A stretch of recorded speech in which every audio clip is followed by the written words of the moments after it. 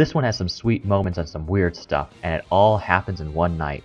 Let's get started with it happening this night. There are a lot of references in this one. Spoilers up ahead, let's get into it. Right away we start with a Super Friends-esque narrator announcing the rise of a Legion of Doom-like underwater base called the Doom Factory. This is a base of operations for the supervillain Wes Warhammer, an eclectic mix of legendary DC supervillain Lex Luthor and famed artist Andy Warhol. The Doom Factory is an homage to Andy Warhol's studio called The Factory, and the supervillains working under Warhammer are combinations of other Legion of Doom members and Warhol's muses.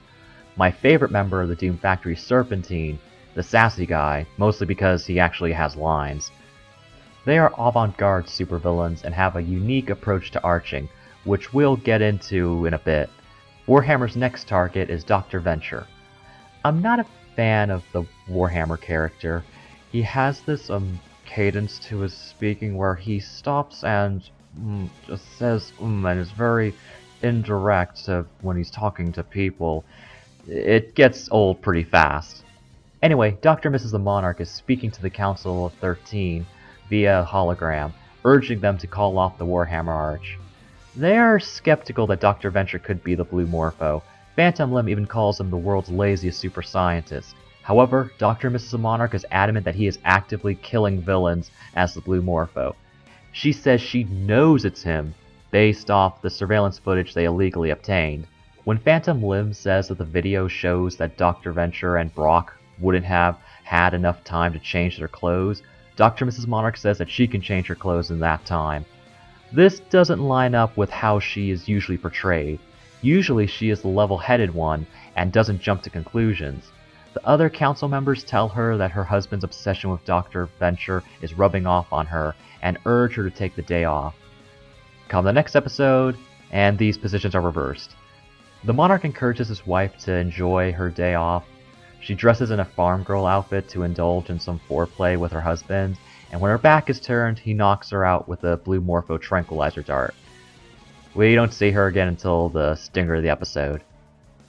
The Monarch and 21 are getting ready to thwart Warhammer. 21 is still shell-shocked from his accidental murder a few episodes ago. I'll get deeper into that when I talk about the next episode. They take the Blue Morpho scooters, which are like jet skis, to the Doom Factory. Brock, after receiving Warhammer's avant-garde video warning, urges the Ventures to lock down the tower and be in the penthouse by nightfall since the Doom Factory only arches at night. Hank protests because he has a date and needs Dean's help trying to woo Sirena, so they sneak out. I really enjoy the sequences of Hank and Serena's date. It's endearing. Hilariously, Hank is wearing a recreation of Michael Jackson's outfit from the album cover for Bad, which Sirena notices. Hank has enlisted Dean, Billy, and White to stage events during their date to make Hank look good.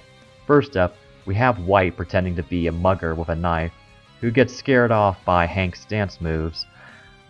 I usually don't care for the ploy of staging incidents on dates to make someone look good, but it isn't done too badly here, mostly because they are too silly to believe.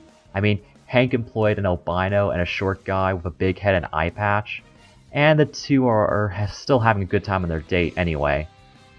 While Hank is serenading her with an electric guitar that he planted in the park, see what I mean? Sirena uses the knife that the fake mugger dropped to dig a tracking device out of her arm. It turns out that her dad Wide Whale's really that protective of her. We already touched on this when we talked about her last appearance in Faking Miracles. Sirena resents the extremes her dad goes in keeping tabs on her, and she says that she digs out the tracking devices when she's having fun. Back at Ventec Tower, Brock is locking down everything while Rusty's playing Team Fortress 2 with Hatred. We also see that the writers don't know that you can't torture teammates as a pyro. After Brock goes out to find the boys, Hatred is knocked out by the Bumblebee XP, who is my second favorite member of the Doom Factory because she actually does something. Brock finds Hank's hovercar and Serena's tracking device. Rocco, Serena's guardian, following the signal of the tracking device, finds Brock. They both assume the other kidnapped the other's ward, and predictably begin fighting until tiring out. They reluctantly team up to find Hank and Sirena. The dynamic between these two is fun, and Brock does respect those that can go toe-to-toe with him. When Rusty comes to the penthouse, he sees that it is being redecorated by the Doom Factory with lots of chrome, pop art, and drugs. He doesn't figure out who they are until one of them answers the phone. By that time, the Bumblebee XP has stolen his communicator watch. Rusty runs to the panic room and finds Warhammer there, setting up a video shoot with the Black Manta XP, Black Mariah. With Brock and his communicator gone, Rusty has no choice but to subject himself to Warhammer's weird, arty film shoot. All this time, and hearing Warhammer talk or mumble, I'm just wondering when he's going to be blown up. Speaking of blowing up, the Blue Morpho plants grenades throughout the Doom Factory to destroy it and lower Warhammer's arching level. While he and Kano are escaping, the Blue Morpho's trench coat gets caught on a window. The explosion doesn't go off, but the base begins spinning and flies into the sky. Back to the date, Hank and Sirena are really hitting it off without any staged nonsense. They arrive at a cool ninja-themed restaurant where the Spider-Man XP Brown Widow works. Brown Widow apparently dated Sirena, or stalked her according to her. Hank asks her outright if she is dating him just to get back at her dad. Sirena says that isn't true and that she genuinely likes Hank. She asks him if he wants to do something crazy. He says yes, of course, and they sneak out before Brock and Rocco show up at the restaurant. Hank and Sirena go to the waterfront for a swim since Serena's skin needs to be wet every 6 hours.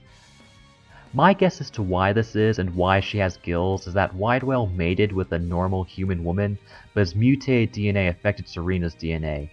To avoid getting caught by Brock and Rocco, they engage in the classic water breather kisses the non-water breather to pass oxygen underwater kiss. Back to the Warhammer Arch, since Rusty is an attention whore, he gets way too into the film shoot and believes that he is Warhammer's newest muse. When he leaves, he finds that his penthouse has been turned into a nightclub filled with supervillains, and the creepy bear suit guy from the episode Bright Lights, Dean City, and the other customer at that tailor shop from the season's first episode. Warhammer acts distant, and the other Doom Factory members are stealing Rusty's inventions. Serpentine reminds Rusty that he is being arched after all. The Doom Factory ship arrives to pick up the supervillains, and as it is leaving, the Blue Morpho falls off onto Rusty's pool deck. The detonator to the explosives falls out of his sleeve, and when it lands, it detonates the bombs, destroying the Doom Factory and killing everyone inside. The explosion also serves as the fireworks for Hank and Serena's first kiss on dry land after their bodyguards fish them out of the water.